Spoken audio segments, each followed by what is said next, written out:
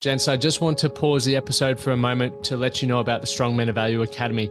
You will have heard me refer to it a number of times, and I want to bring more attention to it. So this isn't just a program, it's a life-changing environment and community of men who are focused on personal and professional growth. We're looking at areas of relationships, wealth, and health, things to help you thrive and maximize your life. Imagine having bi-monthly one-on-one coaching sessions with myself, weekly group coaching calls, and an incredible brotherhood of high achievers by your side. Now we're diving into resilience, leadership, and holistic growth to not just succeed in your career, but to thrive in your health and your relationships. Your journey to greatness, it starts here. So join the movement and you can apply for the Strong Men of Value Academy. You can head to themanthatcanproject.com to find out more. Imagine if from the age of 6, you knew exactly what you wanted to do with your life. Today's guest, Tom Wolfe, knew that. He wanted to be a musician from about 6 years old. He wanted to create music and travel Australia and travel around the world doing what he loves most. Now, Tom's had a successful career as part of the Wolfe Brothers with his brother and friends, and they're one of my favorite bands. I love them, and they put on such an energetic live show. Today, we're bringing you a different side of Tom. So for those who have seen the Wolfe Brothers play before, you'll know how energetic he is, how confident he is on the stage. We talk about the challenges that he's faced, the sacrifices that he's made, and just what it was like through those, that dark years that we all experienced through 2020 when they just signed a big deal to go over to America. And then obviously the world sort of got put on hold. What else really stood out to me in this conversation was how they have set goals, created a vision for themselves, and they work that plan daily. And they've just actually spent some time over the last couple of months refocusing and resetting goals for where they want to be over the next 10 years. And I think that is one of the most important things you can do, because when you know where you want to go and what you want to achieve, as we've said, it helps you become clear on what it is that you need to say yes to and what you need to say no to in order to get closer to those goals. So there's some great lessons in this chat with Tommy today. Remember, if you're tuning in for the first time, firstly, welcome. Make sure you hit the follow or subscribe button wherever you're tuning in from. And if you do get value from this episode, or if you have gotten value from episodes previously, please take 30 to 60 seconds to leave a review and hit that 5-star. It means the world, and it helps other people out there know that this show has awesome banter on it, awesome chat, and obviously some information there that can help men be the best versions of themselves. And if you are looking to take your life to that next level, men, and you want to find more clarity, you want to be part of a community of men who are striving to achieve the best version of themselves by setting goals, building plans to support that, and working those plans daily, check out the Strong Men of Value Academy. You can head over to themanthatcanproject.com/Strong Men of Value to find out more information. And then if it feels like it's a good fit for you, hit the apply button. I look forward to chatting to you guys in there. Enough from me. Let's get into today's episode. The Man That Can Project podcast, a podcast empowering career-driven men to live more fulfilling lives. We are here to challenge your beliefs, redefine success, and talk about the important stuff in a relatable way. Don't forget to subscribe and leave a review. My name's Lachlan Stuart. Let's get into it. Tommy, good to see you, mate. How are you, mate? You good?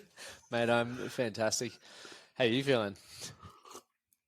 I'm feeling pretty good. I'm home for a little bit, which is, a little bit, let's say a couple of days, but it's good. All is very well here, mate. I've been loving the socials. I love seeing what everyone tags you guys in, where you're absolutely shredding. It's been great. It's been, I think, especially after the last couple of years of not being able to, our goal this year has been to sort of play live as much as possible, go to as many places, not just in major cities, but regional as well. Yep. Just to get back in front of the fans playing live. So it's been good. What has been a bit grueling is the fact that I think we've been sick for what feels like the last 8 weeks. I don't know about you, but this year just colds, flus have just been like, oh my God. And I reckon we've done more negative tests than reckon we've done more negative PCR and rat tests than I reckon Southern Tasmania. But we haven't cancelled a show, so it's been good, mate. And I've touched wood.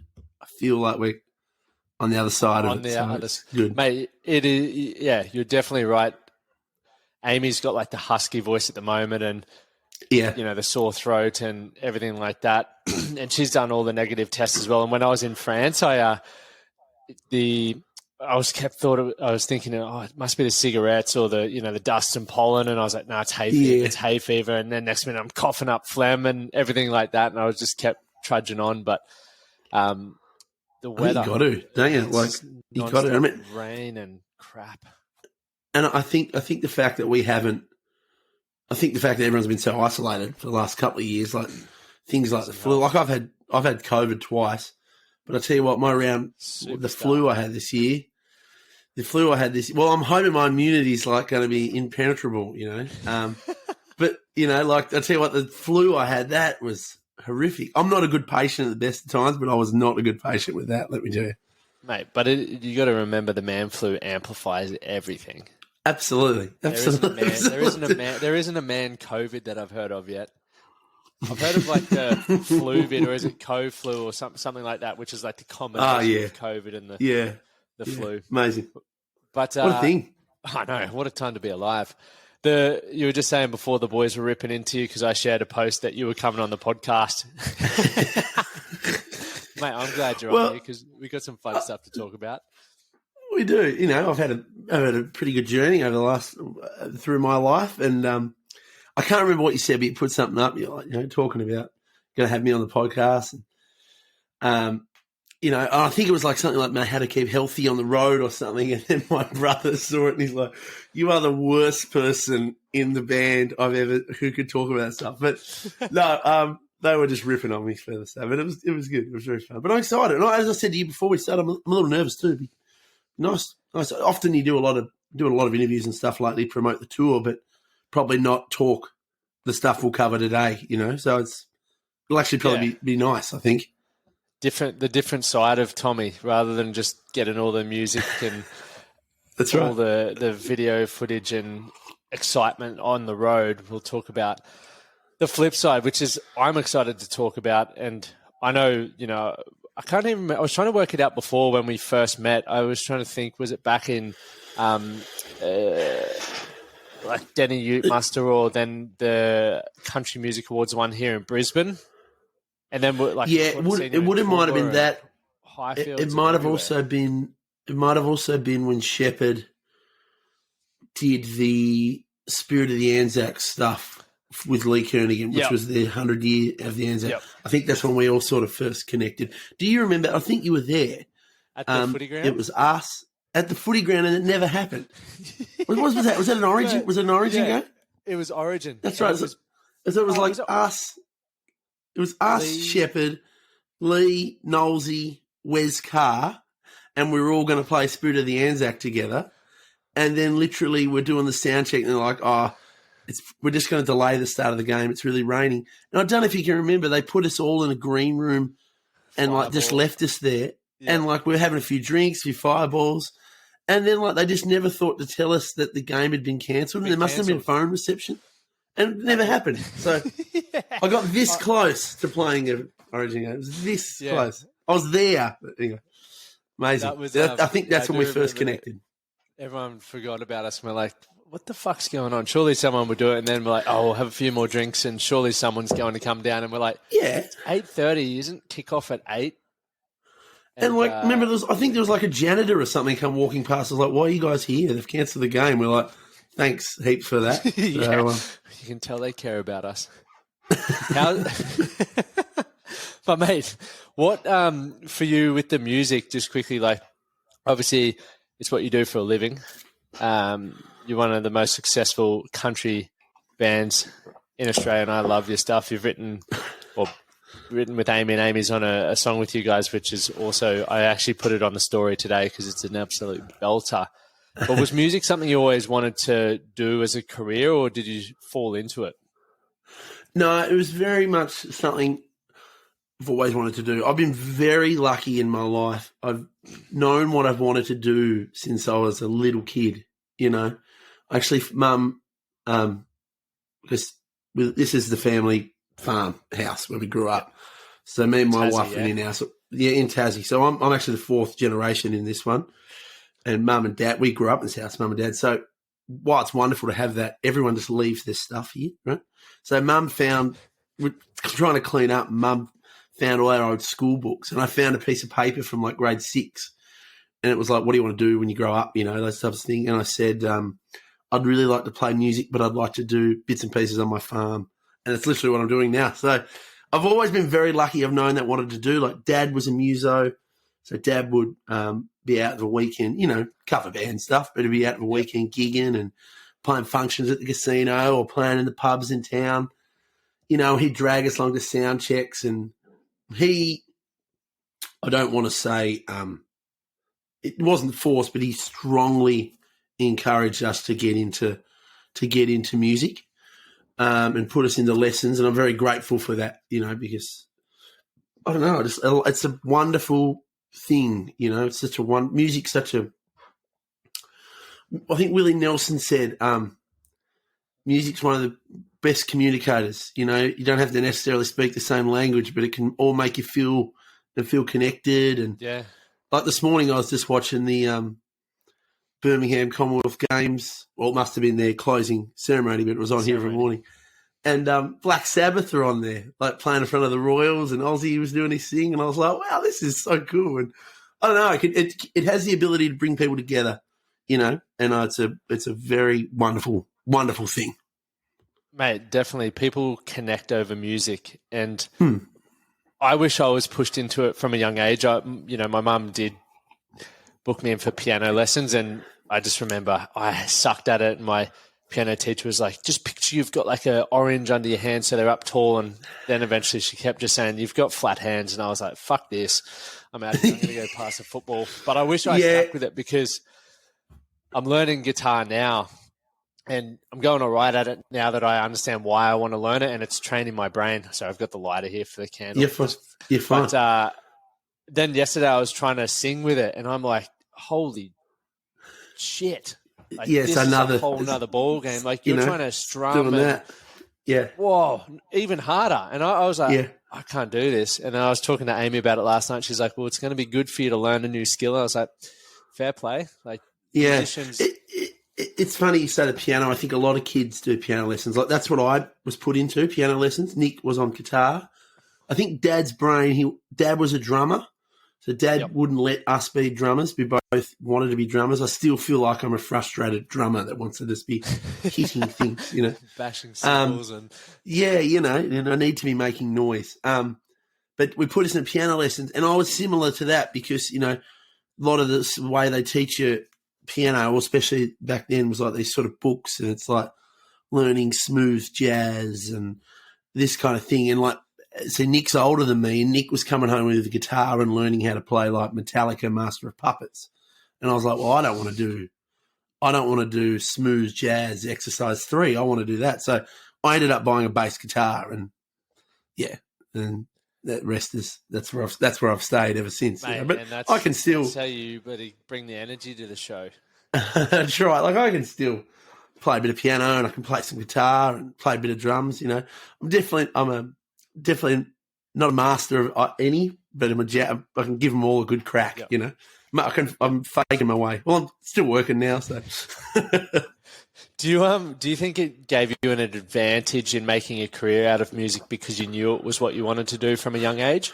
Yeah, absolutely. Like, I think, you know, man, I've been so lucky with that. Like, I think when I really think about that, like, I've been so lucky of knowing what I wanted to do. And like, for example, I can remember got to a point, you know, I started high school, and Nick was sort of going off to do like uni, and he was doing uni, and he was going to become like a music teacher. And I was, even at that point, I was like, well, I want to do something in music, but I don't want to be a teacher. Like, I don't really want to be a music teacher. I want to play in a band. Like, so I left school grade 10, we have down here, before you'd go to like grade 11, 12, college.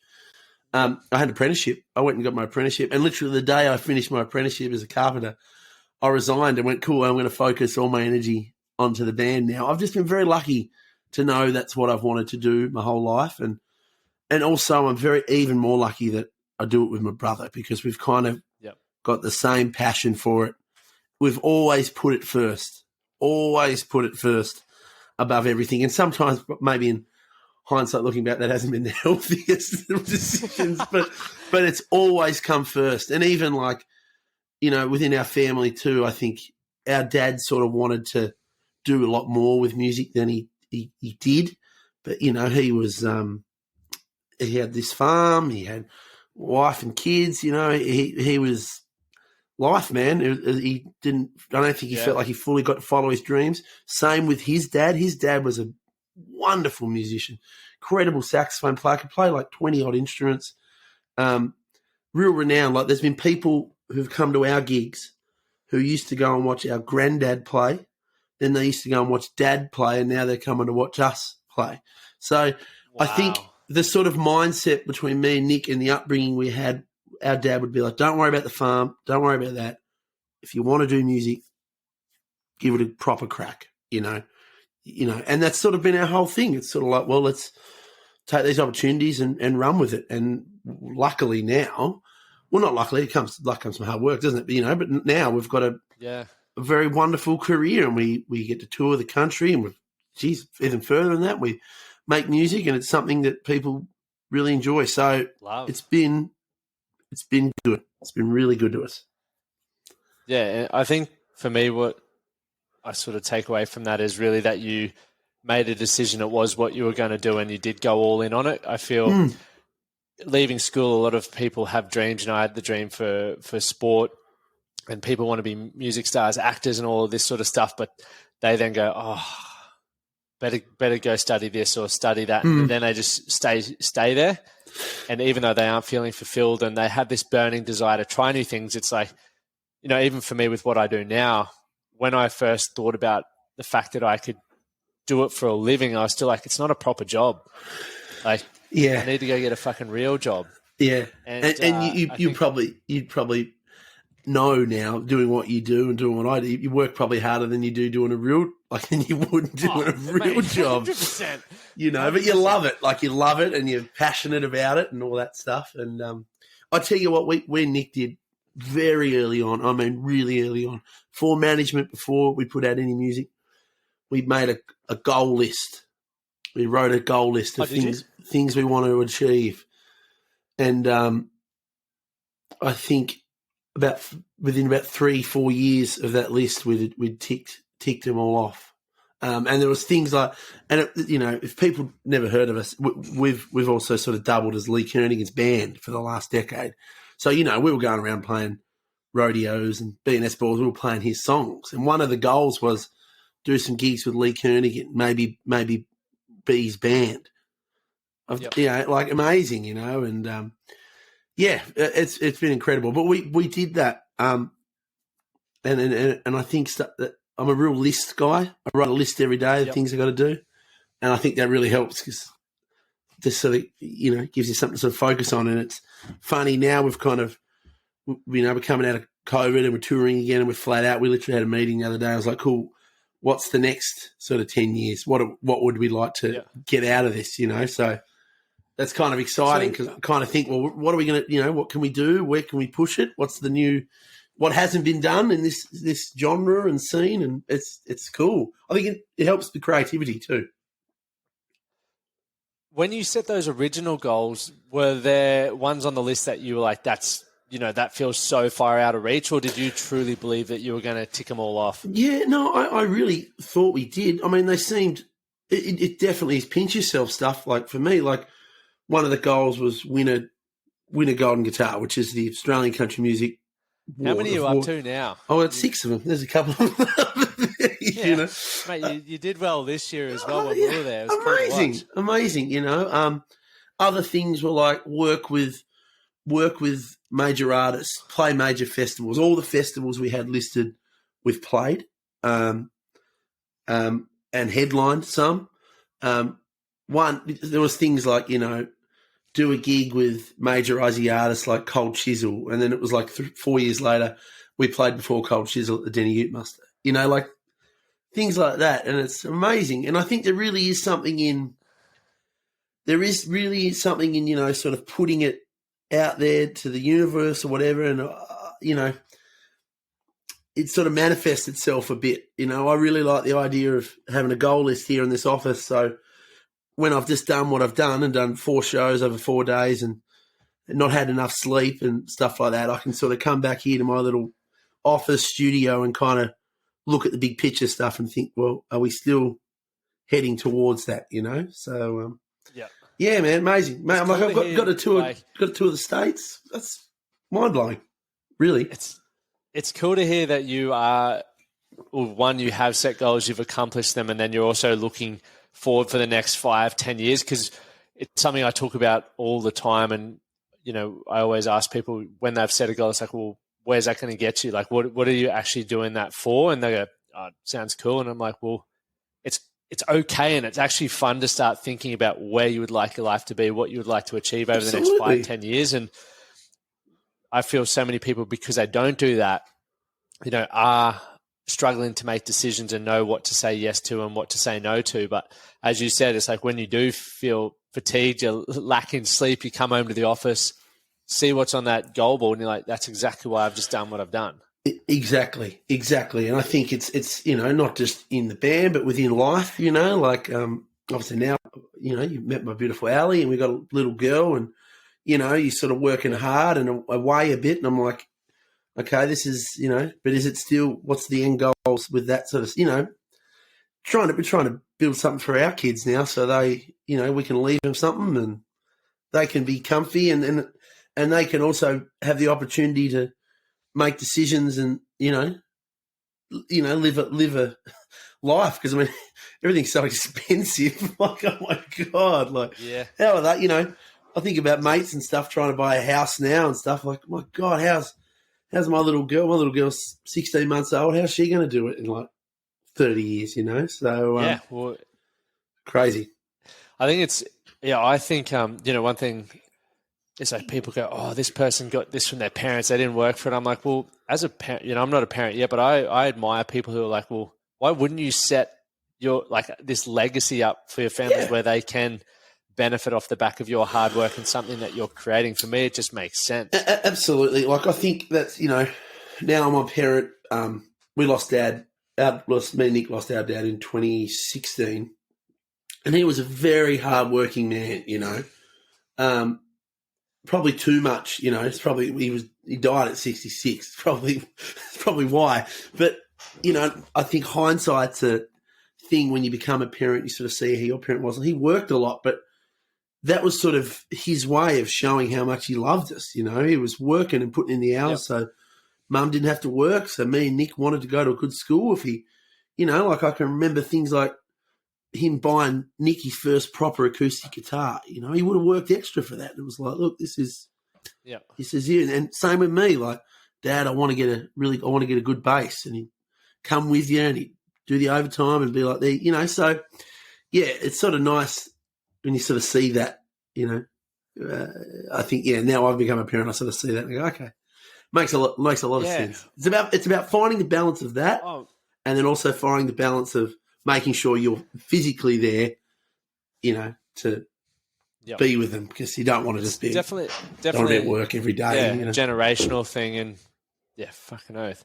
It's a generational thing, because I've thought about that for a long time with my old man as well. And now that I can look back and I'm like, well, the way they gave love, because they were brought up to provide and everything like that, he was showing his love by being able to give me all the things that, he afforded me. And absolutely, I think we're in a position now where we understand, obviously, there's consequences with everything. There's pros and cons. Of course. But a little bit more emotional connection and time is extremely important. But it doesn't take away from the fact that our parents loved us and they left purely because they were out working more. It's like, well, I've got a lot of respect for the fact that they did the sacrifice. Because I find, I'm not like I said, I've said multiple times, I'm not a parent yet, but what's it like for you going away on tour and leaving the girls behind? Do you find that pretty horrible? Yeah. It's not horrific. It's not horrible when it's, say, 2 weekends a month. You can kind of work with that, Yep. We literally haven't had a weekend off for about 3 months. And, we've been going on a Thursday or back on a Monday. So I'm only getting a couple of days at home. That's probably, to be honest, it's been a bit much. But,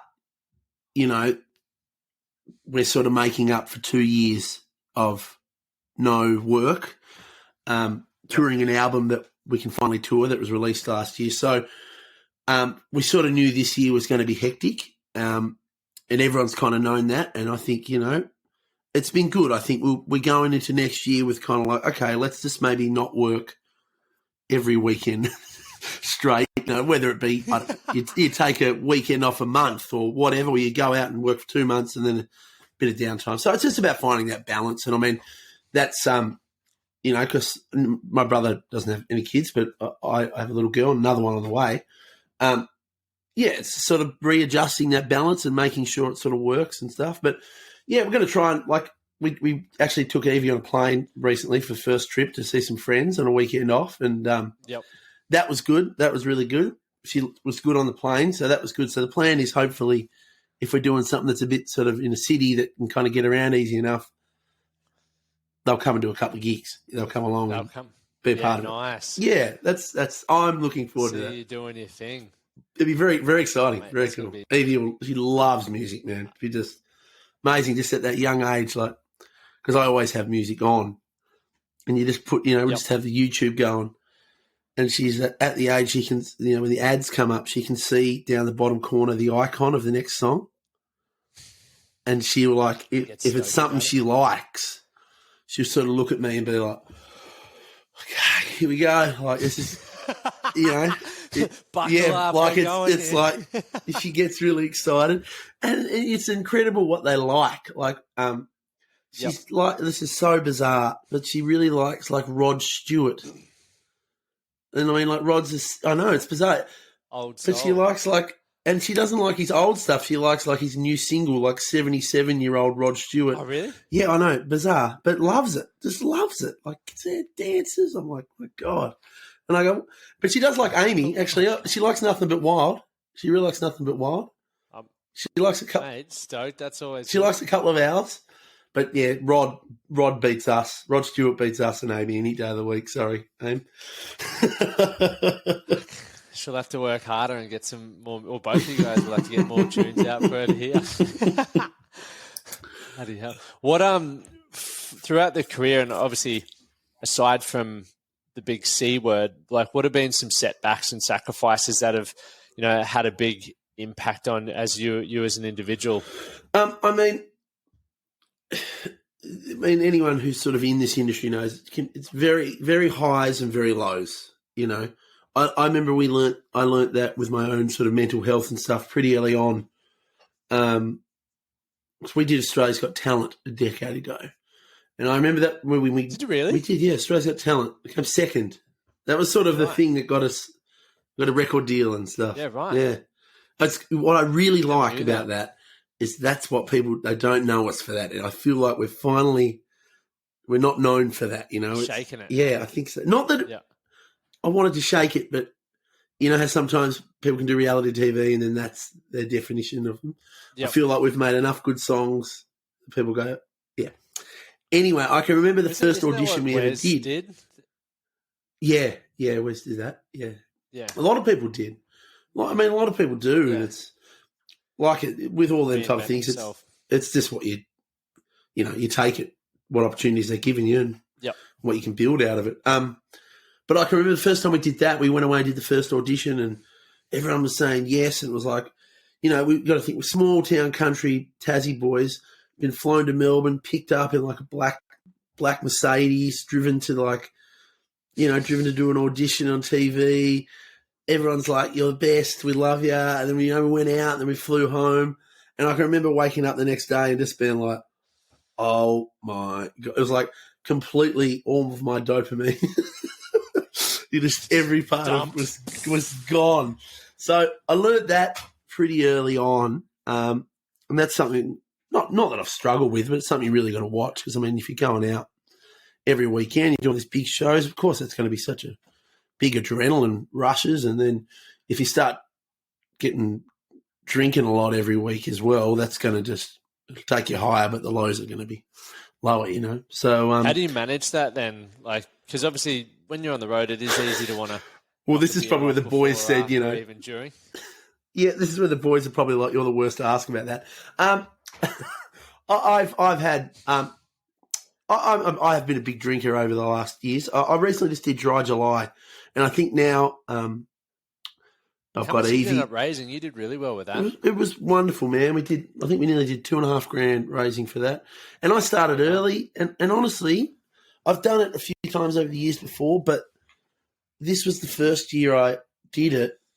And I didn't miss it at all. Hey, I did not miss it at all. And in fact, I probably enjoyed it more.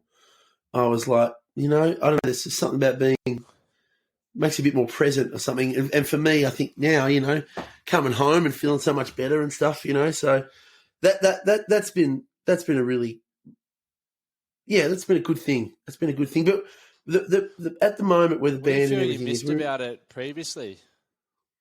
Sorry. I don't know. Look, honestly, I probably have used it over the years as to maybe cover some insecurities, I think, which if people know me and what I'm like on stage might sound ridiculous because I'm like this big, loud, confident you're a ball of energy, bro. Exactly, yeah. And I think I channel it all into that. I'm probably a little bit ADHD, but I think I channel it majority of the time into good use, you know. But, you know, I think often, you know, I've probably used booze to cover some of them insecurities because, you know, like we've got to do these amazing things and work with these talented artists. And then I'm sometimes like, wow, how did I get involved in this, you know? So that's probably been one thing. And I think also, what, if you don't mind, you know, like also just thinking you need it for well, I think maybe you need it for the confidence, you know, maybe have a couple of drinks, loosen up to go out on stage. I do better gigs if I'm completely sober and I'm more present and I'm more confident, which is, which is something I've really learned and something I really enjoy. Like now we'll have our little pre-show fireball, but that's kind of it pre-gig. And then if you want to have a couple of drinks afterwards, you can. That's kind of the thing now. So that's been really good. But yeah, I think maybe using it as a way to think you need the confidence, but you don't at all. And often people, you know, and I think also in this industry, having a few drinks and everything is so common, you know, there's not many jobs you go to and you rock up and there's like, hey, we've got your bottle of Jack Daniels and bottle of vodka and bottle of Fireball and carton of beer here. You know, I've built houses for a while. That definitely didn't happen.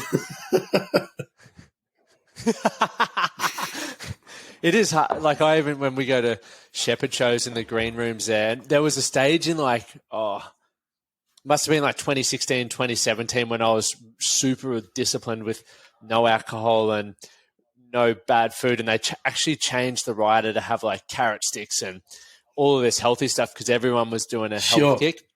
And now we're sort of, but when I say weed, they're back to having a few beers in there, champagne, and I love Skittles and M&Ms.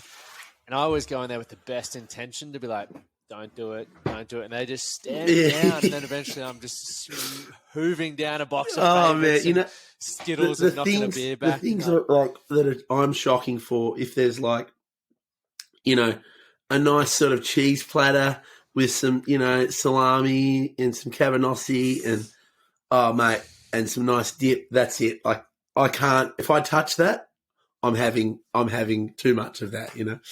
But it's funny.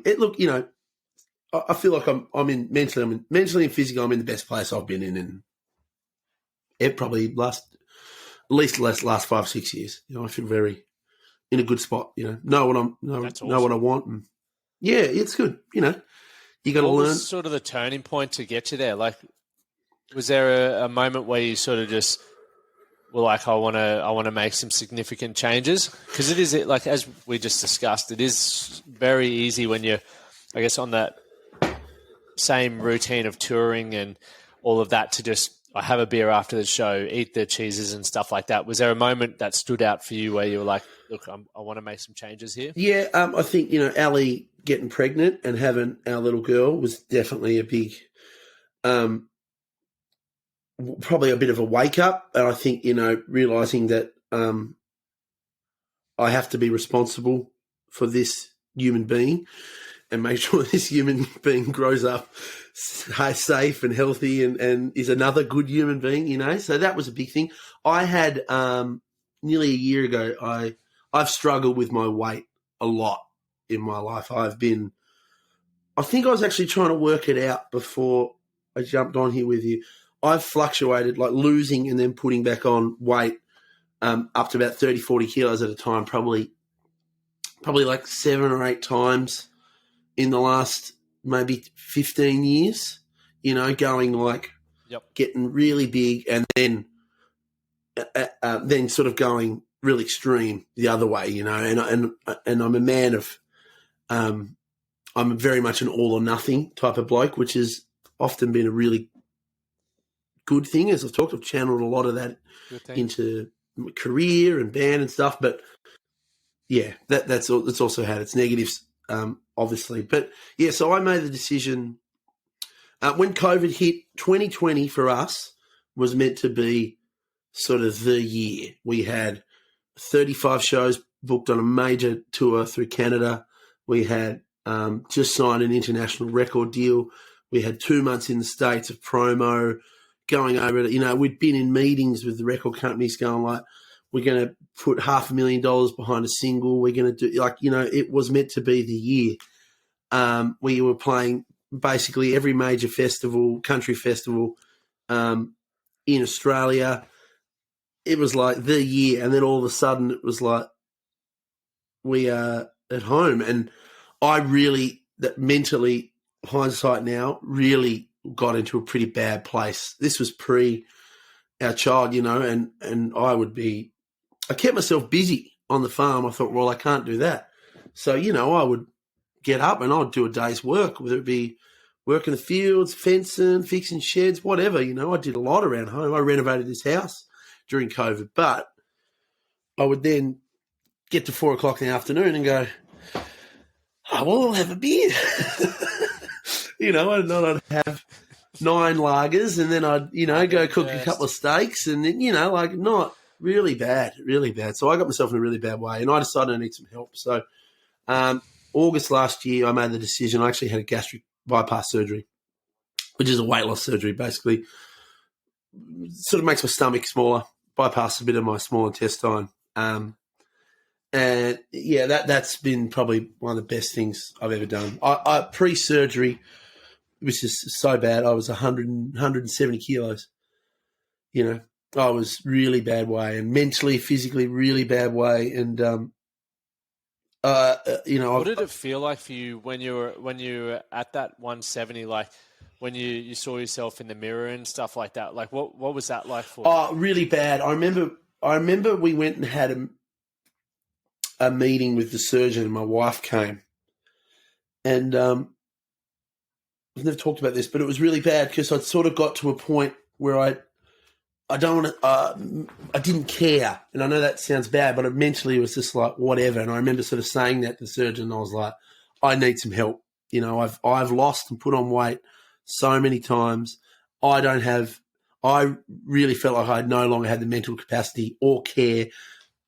I didn't give a shit. I was like, I actually don't give a shit. Whatever, you know, whatever. And I remember coming out of that, and Ali was a bit upset by that because, you know, I'd probably never really vocalized that before, even, you know. So, yeah, it really helped. And like, you know, after I had the surgery, again, I'm a pretty bad patient. I was coming off the anesthetic and stuff, and coming off the anesthetic, you know, and there's like, what really threw me is when I woke up from the surgery, I woke up from the anesthetic, there was like a nurse, because they sort of monitor you, make sure you're going to be okay. And what felt like she was there. So I literally woke up and there was a nurse going like, and looking really worried. And I was like, so I've come off this anesthetic. I'm like, whoa. I'm like, what happened? I'm like, what's wrong? And they're like, nothing. I'm like, and so then I was really paranoid for about 3 hours. And I kept saying, like, I shouldn't have done this. Shouldn't have done this. And then the surgeon come and saw me the next day when all the drugs had worn off. And he's like, how you going? I was like, you know, I'm a bit sore, but I feel mentally good to go. feel coherent at least. And he's like, yeah. He said, you kept saying you shouldn't have done this. He's like, just let me tell you this. He said, your liver and pancreas have that much fat around them. He said, if you hadn't have done this, you wouldn't have made it to 40. He said, you needed this, and this is going to save your life. And it has. I mean, I'm under a year later. I've lost 50 kilos. Did a bunch of blood work last month. Liver's great. Everything's back. Cholesterol, everything is 100%. And I'm back at. Also, I'm back. I've taken myself back to the gym, and I'm making a lot of healthy decisions. It was the push I needed to really make some big lifestyle changes, and it has been the best thing I've ever done. And the other thing is, and I think that's why I reached out to you, we sort of I want to talk about it. This is really common. You know, it's very common. You know, I didn't realize the amount of people that have had this surgery, but also if you need a bit of help, which I obviously did, it's totally fine, which I've realized now, it's actually totally fine to ask for help. And I needed help, and I'm glad I have. I feel like I'm a better musician. I'm a better person. I'm a better husband, definitely a better dad. And I'm going to be here a lot longer to make sure I am, you know. So, yeah, man, it's been a journey. The last few years have definitely been a journey, but I feel like I'm, yeah, as I said, I feel like I'm in the best place I've ever been. Thanks for sharing that. I think you touched on some points that, you know, even I haven't thought about as much as I'm thinking about right now. Like, you get to a point where you're just mentally just tired of doing the yo-yo and of stop starting things. And this is not just with weight loss. People experience it, and myself included, in multiple areas of our life, whether it's working towards, you know, a health goal or a financial goal or a lifestyle goal, or even your relationships. I know people who are on off with their relationships all the time, and it just becomes tiring to the point where you're just like, I couldn't give a fuck. Yeah, I was definitely there. I was definitely there, man. And I think, you know, on top of that, probably the reasons I kind of felt a bit of that too, Lockie, is for literally a decade or longer, I'd put the band, our music, as my number one priority in my life. And then COVID happened, and it was like, all them wonderful things I talked about were meant to happen. They were all gone. I was literally at home thinking like, well, hang on, I've just spent my life working towards this goal, and now I'm not even allowed to go 5 kilometres from my house. That really messed with me. And I think now I'm out of that. But that was just like, I guess it almost felt, and a lot of musos will probably understand, it felt hurt. A lot of people did. You know, I felt hurt. And I was like, man, I've been forced into unemployment. You know, I've never asked for a thing off the government in my life. Like everything you don't even get a redundancy. Yeah, it was like felt useless. So a lot not just for musos, but for everyone. The last couple of years has been pretty mentally challenging. You know, I think for a lot of people. I feel like I've come out the other side, and I'm know what I want and what I'm about. And as I said, mentally and physically, I'm in the best place I've been in years. But yeah, man, bit of journey. And that's the thing, though, that asking for help and sort of reaching that,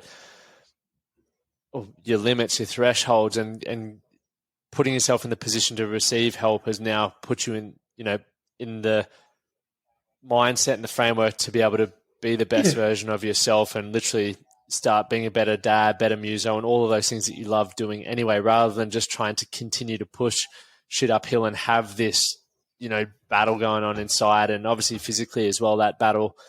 So to then obviously do that, go on to lose 50 kilos, be feeling more confident, healthier, and the coolest thing as well is like it gives you more years. Like if you were dead by 40, you know, you've got this legacy that you were working towards creating that you don't get to see out. And for me, a lot of men that I work with who are in partners at law firms and CEOs and stuff, it's the same thing. They're working themselves to the fucking bone.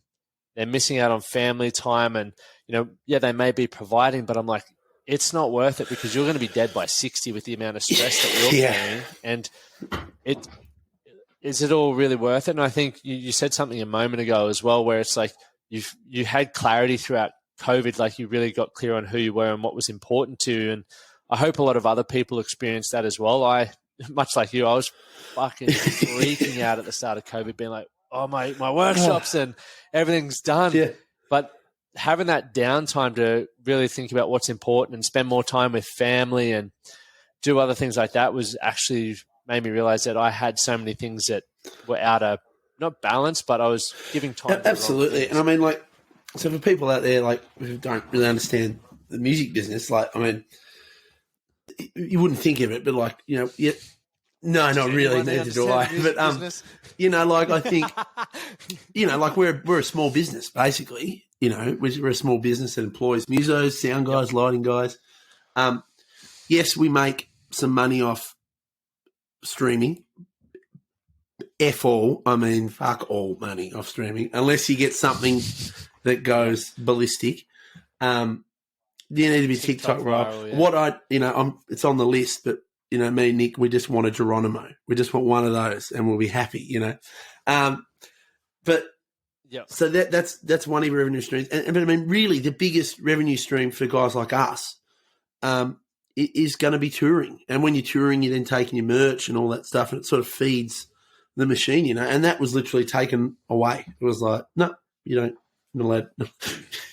Not allowed to do that anymore. And I think, you know, there were so many frustrations seeing sport being able to continue, and then we weren't allowed to, you know, go to festivals, but sports teams were allowed to come into Tasmania and we weren't. It was just like, guys, a lot of double standards, you know. It was rough. I'm glad, let's hope that never happens again. That was rough. Yeah, that was a very frustrating time to observe all of that sort of stuff. And I think just everyone got so divided. Everyone is so divided, you know. And it still feels like we're there. Like, you know, you don't know who to trust. It's like, oh my God. Yeah. Like, you know, I just worry about me now and just take it all with a grain of salt. They say that like adversity or how people deal with pressure is how people really are. Like, it's easy to pretend to be someone you're not, and then pressure comes. It's like, this is really where you're at. So it's why I'm a big believer in seeking challenges, and obviously not one, you know, the best thing about seeking a challenge is if it's too much and you want to tap out, you can, right? No harm done. If it's a physical challenge or put yourself in an uncomfortable place mentally, you can tap out, right? But you've learned, you can take away some lessons from that.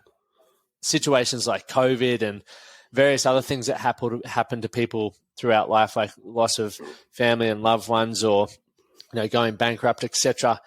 You can't tap out of that. So I think it's really important to find ways to build resilience, but also have to look at how you're showing up in certain ways as well. Because, Matt, I used to be a fucking prick. Like, it's not funny. Dealing with adversity. Yeah. You're laughing at me, mate. Come on.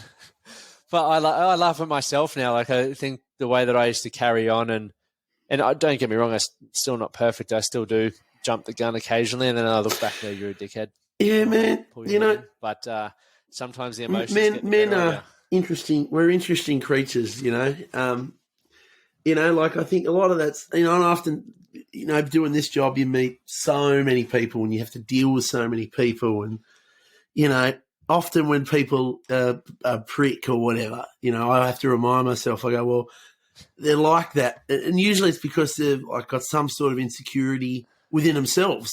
Usually it's something within themselves that they're not happy about, and they project that. But when you start projecting that to the world, that's all you're going to get back as well. You know, I think I believe if you're putting out good, positive vibes, that stuff will come back to you, you know. So that's what I try to do. But yeah, we're strange beasts. 100%. I do have to say though, you and Nick and your crew are like, especially once again, I'm not in the music scene. I'm just like a spectator. Some of the most humble and like genuinely just good blokes, and or you know, even you. I still remember it was like 2016 when you were playing at what's the hotel, the Shamrock, or I can't even remember what the hotel was in Toowoomba, And you're like, mate, come on up, have a few beers. And I was like, oh, Amy's not coming. Yeah. Whatever one it was. It might have been that one, or it might have been the. Yeah. Oh my God, it's Highfields. Done the one at Highfield. Yeah. We've seen you a few Just times there. now. It's all in there somewhere. Yeah. Well, I mean, Yeah. Look, I think we're like that because we had wonderful parents who taught us to be like that, And again, I mean, it's not going to get you any further than being an arsehole. Like, most of the time, 90% of the time, 99% of the time, everywhere you go to these festivals and gigs, everyone's doing their best. Everyone's doing their best. Like, I'm at, just out there trying to do my best every night, do the best gigs.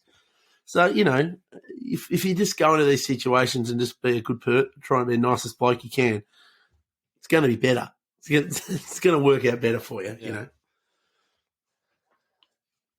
What's just to finish up, like what's one goal that you gentlemen set that you're working towards over the next 5-10 years? And it can be family related, it can be band related, I think whatever. There's lots of little ones. There's lots of little bits and pieces. Like, for example, like I'd love to have an aria.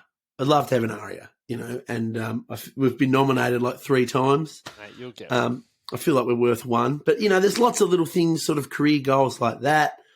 Some stats things we'd love to achieve with some certain singles. But I think really the big goal is what I look at what we're doing. I mean, I'd like the Wolfe Brothers to be the most successful Australian country music group.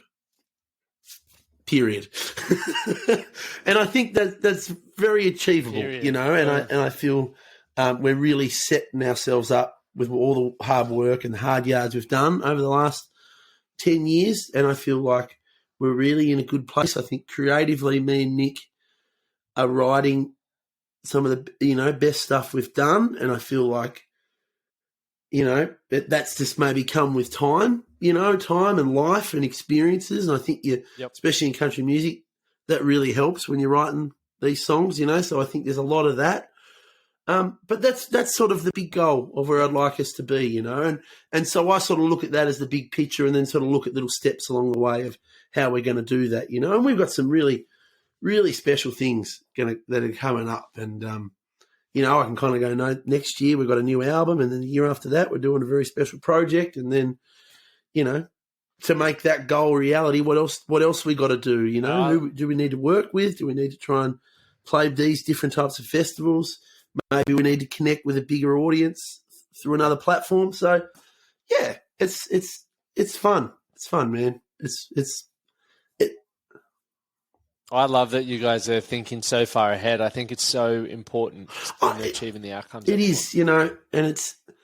I think the old man didn't say that. He used to say this to us. I know he didn't come up with it, but he used to have it written on his desk. Failing to plan is planning to fail, and bang on. It is so bang on.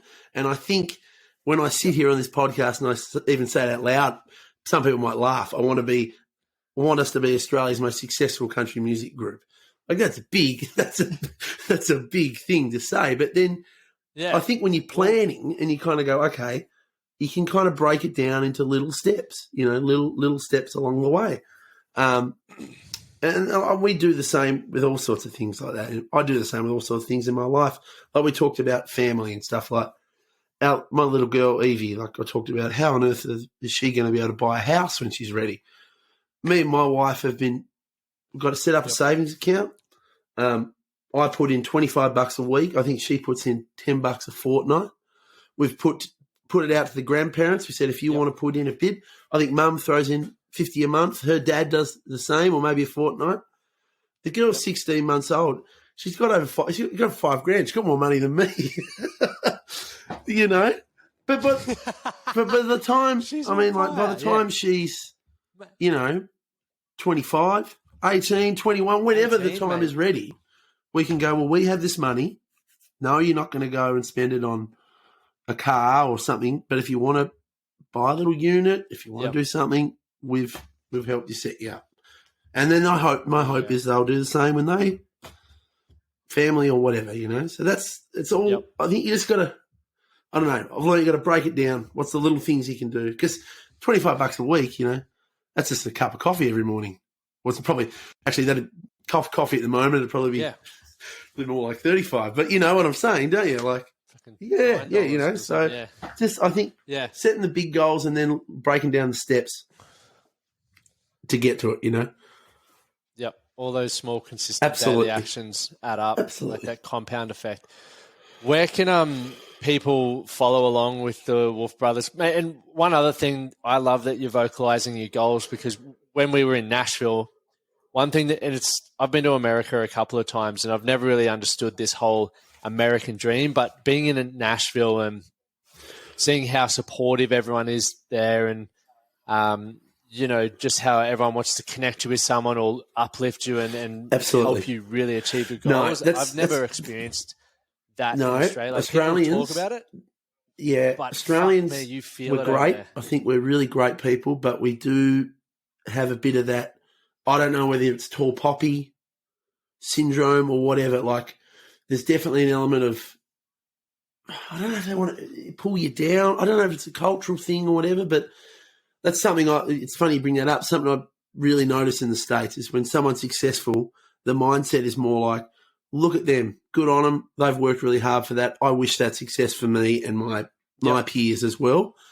Not everyone here in Australia is like that. I'm generalising, of course, but you know, that does tend. You know, how often do you hear like, how often do you he's lost it now, mate? Nah, he's had a big song now, mate. Not what I thought he was. You know, I saw a mate put a Facebook post up about is it the Kid Leroy, right? He's like he literally is a kid, Kid Leroy, and here he is. He's like got the biggest songs in the world. You know, he's selling out arenas, and then he had to cancel a couple of shows. Now he obviously that probably wasn't handled the best way. In his defence, he's a kid. Yep. You know, maybe his team might have handled that a bit better. Yep. But my God, we should be celebrating this guy so much. I mean, he's working with the biggest pop stars in the world, and artists are wanting to work with him. You know, like, what a talent. He's dominating, you know. Yeah. But I remember when he cancelled them shows, every media outlet, everyone was just like slagging him, just absolutely slagging him off. And I was like, oh my God, like, this guy's like, should be like, look at this guy's success, you know. And I don't know, man. It's something I really want to do. Is I just want to not only do all the goals and stuff I talked about, but I want to really be happy for other people's success and make that part of my mantra, about being more uplifting and happy to people. You know, people deserve that. You know, people deserve success, and often the people that get it work their hard. So good on them, well done. You know, and I want to be a part of an industry that really does that. That's my biggest goal, I think, because sometimes and that definitely does start with us. Like, I catch myself all the time, and I'm like, fuck, why am I doing that? Like, I'm stoked for them, but there's always this part where it's like, I wish it was me. And it's like, well, it can be you, but if you raise the whole standard of whatever field of work you're in, it's like, it only benefits everyone. And that's where I think a lot of us, and even if we say, oh, I'm just joking, it's like, yeah, you are. Yeah, and you're obviously thinking it because you're vocalising it. You know, 100%. Yeah. 100%. But so where can people follow along? We're going to have coming up? Play everywhere till we die. Website is just the wolfebrothers.com, but, you know, socials, Wolfe Brothers, Wolfe_Brothers, Wolfe has an E, Facebook, TikTok, Twitter. We're on all of them. YouTube, we're on all of that. You know, you don't have to look too far to find us. But yeah, we'd love people to follow along the journey. You know, man, it's been a very wonderful one so far. We've been very grateful for the support we get from the industry and the punters. You know, like, mate, we did a bunch of pub shows this week, and it was, all within sort of an hour or two of each other, sort of Sunshine Coast in Brisbane. Mate, full houses, people singing along. It was bloody wonderful. Very, very wonderful, you know. So, yeah, man, I'd love people to, if people want to come and watch me dance around like an idiot on stage, you know. On your road to being the biggest band in Australia. Yeah, just like, I think, I think we've definitely made some songs that have really connected with people and made people feel something. And I'd really like to try and keep continuing to do that. That's actually what it's about. It's all about the song. Everything comes back to the songs and authenticity within those songs. That's the best stuff. Mate, Tommy, thanks so much for coming on, mate. It's been awesome, and I appreciate you sharing everything that you've shared. It's been a journey. We covered a lot of ground. We solved most of the world's problems today. So, what an episode. If you got value from that episode, make sure you share it on your socials. Tag Lachlan, Stuart, and the Men That Can Project. Remember, do something today to be better for tomorrow. Thank you for listening to the Men That Can Project podcast. My name is Lachie Stuart, and I hope you enjoyed this episode and found it helpful. If you did, please take a moment to rate and review the Men That Can Project on your favorite podcast platform. And don't forget to subscribe to stay up to date with our newest episodes. We'll see you again next time.